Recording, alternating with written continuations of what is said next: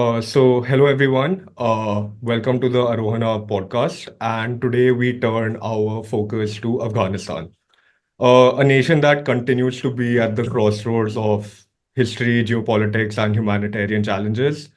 And to help us unpack these complexities of Afghanistan, present and future, we'd like to welcome a very special guest, Dr. Shantie D'Souza. Dr. D'Souza is a globally renowned expert on Afghanistan and South Asia, with extensive experience in academia, policymaking, and field research.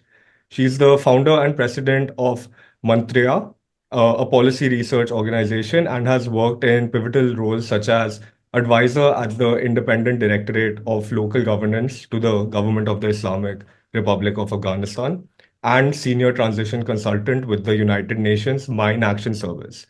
Her expertise spans counterterrorism, insurgencies, regional security, and peace building, making her very uniquely positioned to help us navigate Afghanistan's evolving dynamics. So, welcome, Doctor. Um, I think Thank we'll you. I think we'll jump right into it and just begin with the resurgence of terrorism in Afghanistan under the Taliban regime. We have groups like the ISK and Al Qaeda gaining footholds in the country. And how do you feel that the Taliban's governance influence really impacts these groups? And what security threats do you feel that they pose? Well, I'm glad that you are discussing Afghanistan, given the fact that everyone has forgotten Afghanistan. So it's rightly and appropriately very important to talk about Afghanistan now. From the time of the takeover of Afghanistan by the Taliban in August 2021, the violence levels have decreased. So there is a general understanding that the security situation has improved. But having said that, one has to take cognizance of the fact that the Taliban have not been able to govern uh, the way Afghanistan had been governed in last 2 decades. I'm not saying that the last 2 decades have been perfect. There have been many problems with the kinds of international intervention and the nature of the Afghan state even then. But there was some semblance of a state machinery, which the Taliban seemed at a loss of how to deal with the state apparatus. So therein there is a huge governance deficit. And that leads to a situation where instability could spill over into other areas, primarily in the security sector.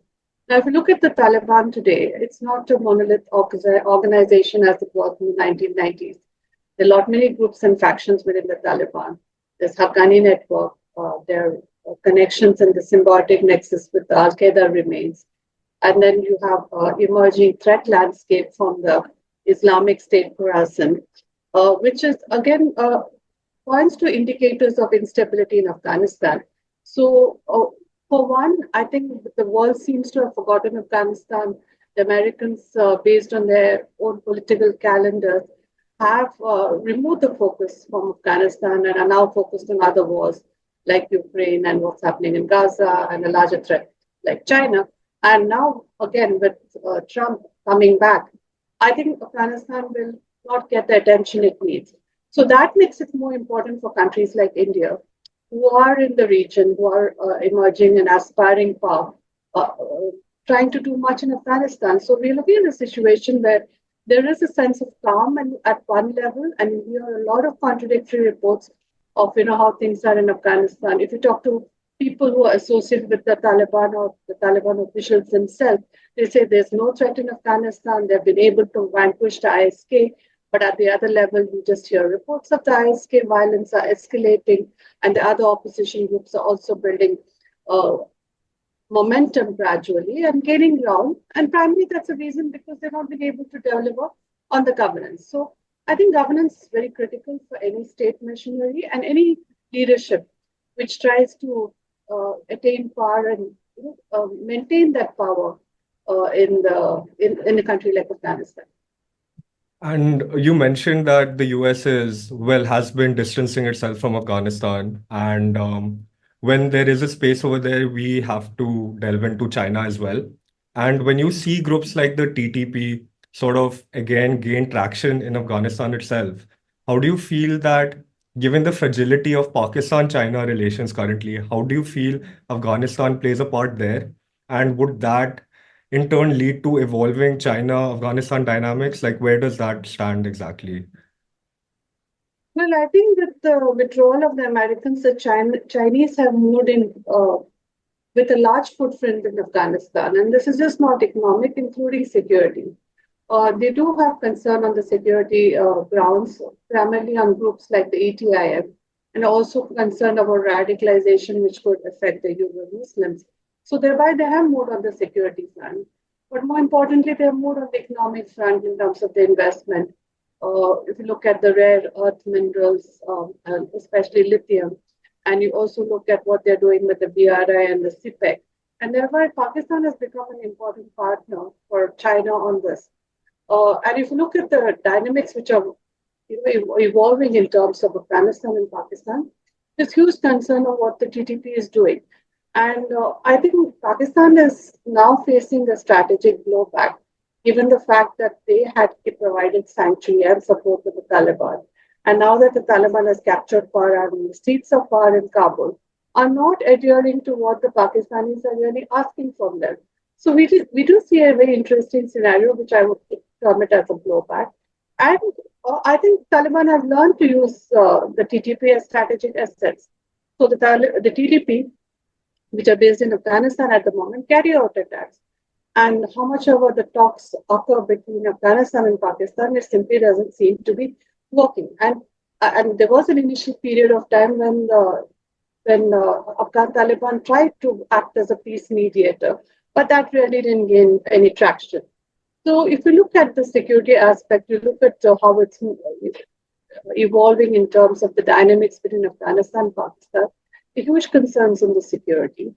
There are also concerns on the economic issues. For instance, Pakistan closes the border, makes it very difficult for Afghan traders to trade. And it has an economic impact. And that's been a bone of contention for decades together.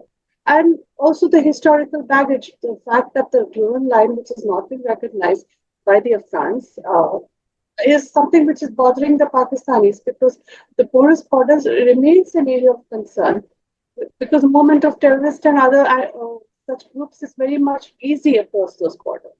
So there is problem in terms of historical, economic, and security terms. And just by having their proxies in Kabul, Pakistan has not been able to achieve much. Now, where does that leave China with? China has adopted a dual strategy. Chinese, as you remember, in the 1990s, were the first to reach out to the Taliban, go to Kandahar and meet the Taliban officials. And they maintain independent track with the Taliban all through. So now that they're back in power, the Chinese are gaining hugely. And if you remember the reports which came in immediately after the capture of power by Taliban, there's a huge gold rush, the Chinese rushing in with all the investments and all the economic manpower that they have. So China is playing a very important role. And if you look at even the whole debate about this recognition and engagement of the Taliban, the Chinese have accepted the Taliban official as the ambassador there, and likewise have sent. So, short of formal recognition, China has moved a step ahead beyond engagement. So, that leaves them at a unique position in Afghanistan, which is a very important country for them, as it was for the other great powers. Hmm. And you mentioned rare earths, and when we look at an area or a country with so much regional security issues, you kind of it makes you think because we're kind of shifting to an era of green transition. Critical minerals, as you know, it's a very well booming topic right now, and that sort of brings India into it as a regional player. India has maintained a very cautious engagement with Afghanistan and through humanitarian aid and reopening of its embassy as well. So, how do you feel towards the future now with this deepening connection or partnership between China or investment, heavy Chinese investment into Afghanistan? What exactly should be India's standpoint moving forward? Well, I think I would disagree a bit because they're moved from cautious to being little adventurous in Afghanistan at this moment of time. They were initially cautious. As you saw things unfolding on August 15, 2021, uh, the Taliban captured Kabul and most of the embassies were pulling out. India also had to move out, shut its doors and move out of Afghanistan.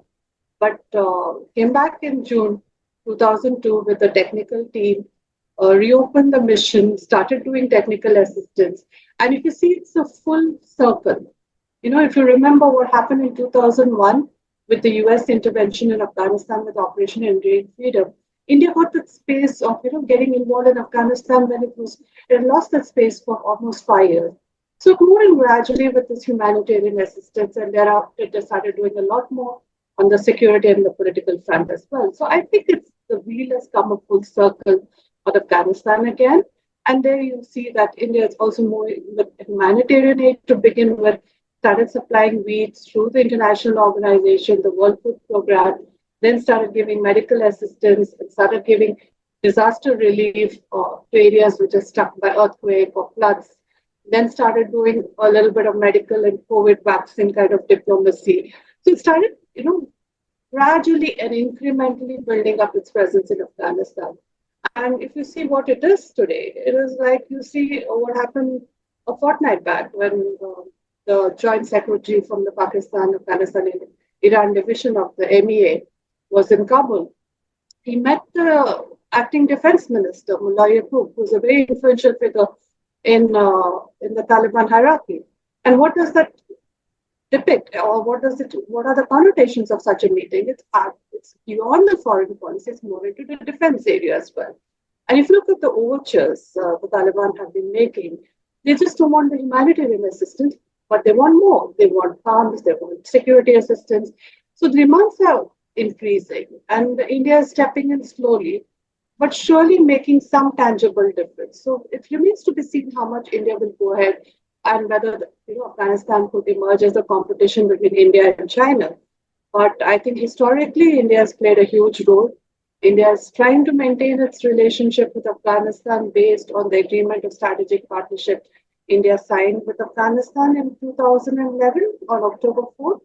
And it was one of the first countries to sign the strategic partnership agreement, even before the Americans.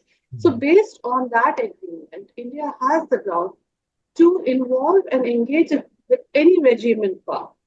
And if you read that carefully, it doesn't just mean a democratic regime. So thereby, I mean, India has not really shifted its position, but it's adhering to the agreement, which was a promise to the people of Afghanistan. So you'll hear a lot of contradictory reports in how India is now engaging with the Taliban and have forgotten the democratic regime. But the fact of the matter is that the civilian democratic regime just collapsed and people fled. And if India has to involve itself in Afghanistan, just not based on its national security interests, but for the concerns and interests of the Afghans, it has to deal with the de facto authorities, and there's no two way about it. So it's a difficult situation. It's not the best case scenario. It has been a worst case scenario. But how do you actually change that and make it useful for the people of Afghanistan and for the people of India? It's something I think a policy readjustment occurred, and it's slowly turning, and the wheels are turning. So let's see where it really goes. Okay, and when we talk about India sticking to its commitments towards Afghanistan, we still can't ignore the international isolation of Afghanistan as a whole. And given that the de facto government is now trying to move forward in terms of gaining sort of trade agreements and partnerships and in turn resources from, well, other countries, how would you say that Afghanistan's diplomatic relations and their delivery of what they want to achieve, how would they go about it now? Like, how do they sort of make themselves more of a player into this international framework? Well, it's a catch-22 situation, which I talked about on Afghanistan. It's not a perfect scenario. The Taliban captured power. They have not been elected to power. It is a fallout of the US Taliban deal, which was signed in Doha, which was kind of an exit agreement. The Americans left and left in such a state that the civilian government could not hold up for long. So we are faced with a situation where you do have de facto authorities. I would refrain from using the term government because it still doesn't have the legitimacy within Afghanistan, much less so with the international community. But that really doesn't matter. It's for the people of Afghanistan. Now, when you're talking about recognition, it comes with many implications.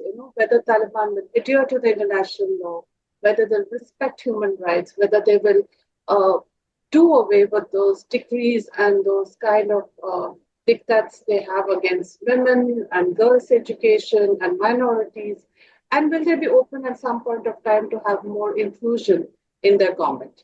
Now, if you talk to the Taliban, they say that for 20 years they had been kept out, they had been excluded, so there's no talk of inclusion there. So why would they accommodate now? So I think we should leave those conversations to people inside Afghanistan of what kind of inclusion they want, what kind of cultural norms they want to adopt. I don't think the Western countries should be doing that. But having said that, I think we have to move away from being isolationist. I mean, the US pressure and putting a lot of uh, pressure on the Taliban in terms of, actually not engaging with them has not been productive. It's been very self-limiting. So there is a need to work with the Taliban as the de facto authorities. And I guess by working with them, there would be some level of socialization and their worldview would change gradually. And that is changing at many levels, maybe not at the leadership level, because the leader remains very rigid in his views and it's very hierarchy based. So that will take a lot of time. But this is a generational project. This is not going to happen overnight. So I think you're going to have patience. You have to work with what you have and make the best of it. And that's how the policy, I think, should be focused more on engagement rather than recognition. And if you look at what it is in Afghanistan today, there are about 17 embassies who have their diplomatic missions operating in that country.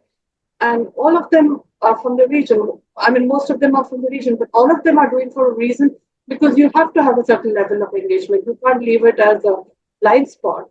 And then that blind spot comes to haunt you at a later date because what you leave in terms of economic vacuum also becomes a security threat in the days to come.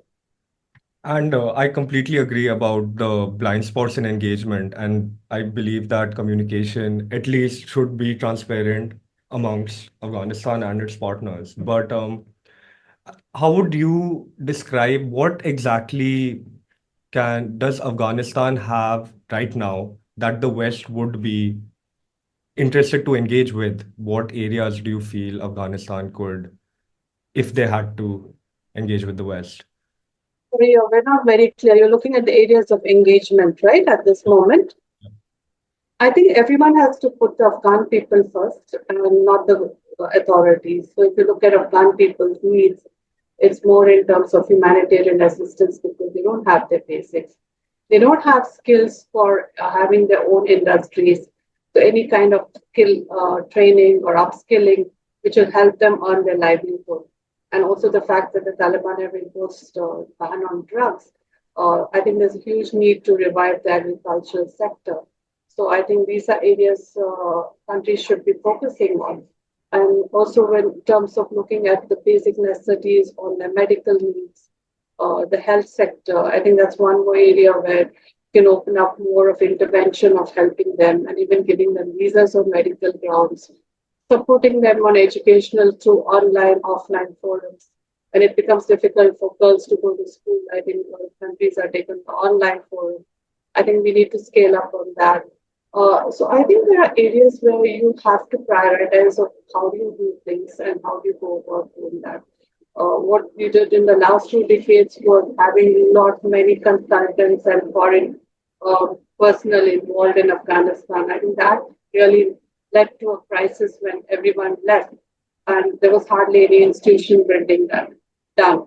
So I think it's time now to look at more of institution building, helping governance sector, helping the economy revive itself, getting to the traditional agricultural days, and then looking at the mineral reserves and the prospects of even having petroleum. Like for instance, China is hugely interested and will take the most of it. But if you look at the end of the day, it is more about having a kind of a mapping of the priority areas of where countries should invest and how do they help the Afghans stand on their feet. And I think for last 4 decades of the conflict, most of those countries have not really focused on uh, helping the Afghans get on their feet. That Afghanistan mostly ended up being a rentier state where, uh, most of the aid came from international organizations or countries and really did not help them develop their own economy and have their own revenue system. And what we know now is that the Taliban have started taxations and they are able to generate some kind of revenue out of that, which is good because at the end of the day, it's very important for each country, which is a sovereign country, to have its own revenue, to pay its own people, able to support its own population. And so I think it's a clean sheet now in some sense that we can start doing something on the economy and governance and on climate issues. That's another area which has not received much attention. If you look at Afghanistan today, it's a victim of what's happening in terms of climate change, and there's hardly any assistance given to them. If you look at the disasters which are striking Afghanistan at the moment in terms of the flash floods, in terms of other issues related to climate, including the warming and glacier melting. I think more of technical expertise and technical assistance on the climate issues, building the capacity within the National Disaster Management Authority there. And such institutions exist at various levels at the village level, at the district level, and province level. I think we need to invest more on those, which gradually will get Taliban acclimatized and kind of socialized in the workings of the modern state system. So, given the fact that they will not accept the modern state or the democratic state as it is, I think it's important to leave the Afghans to decide what kind of state apparatus they want. And nothing has been perfect if you look at terms of accountability. Since I worked on the issues of local governance, and I was looking specifically on downward accountability and building mechanisms and instruments to improve governance, particularly on the service delivery. It was a difficult task even then in 2016 because there's so much of patronage network and network politics which is at work that it was not easy. So today you have Taliban who have their own interests, but they do want to have some kind of semblance of governance because ultimately legitimacy will come from delivering the basic to the people. So we put our, as international community, I think we have to look at areas where we can build that kind of skills and education and awareness among the Afghans, and then scale it up and see what kind of change comes through that. So this is going to be a long-term project. And the thing is that with Afghanistan, no one has the patience or no one has the interest to have a sustained long-term policy. So anyone working in Afghanistan is in for a long haul, and the policy also has to have that kind of a view that it can't be short-term, quick impact projects which give you that benefit of having done so much, but actually it means nothing. So they all come crashing like a house of cards at the end of it. So I think it's important to avoid that scenarios and look at building the capacities inside Afghanistan and having sustained and long-term engagement with the Afghans. I think leaving that note with Afghanistan being a long-term project is very appropriate. I think given the circumstances happening globally in terms of war and security issues, I think it's important not to neglect Afghanistan. It's important not to forget Afghanistan. And I think that would conclude our very brief discussion on Afghanistan. Thank you so much, Doctor, for your time. We really appreciate it, and we hope to definitely. Thank you for having me, and thank you for keeping the attention on Afghanistan. And we hope it generates enough interest that the policymakers and the people of Afghanistan are able to work together. Definitely. Thank you so much, Doctor.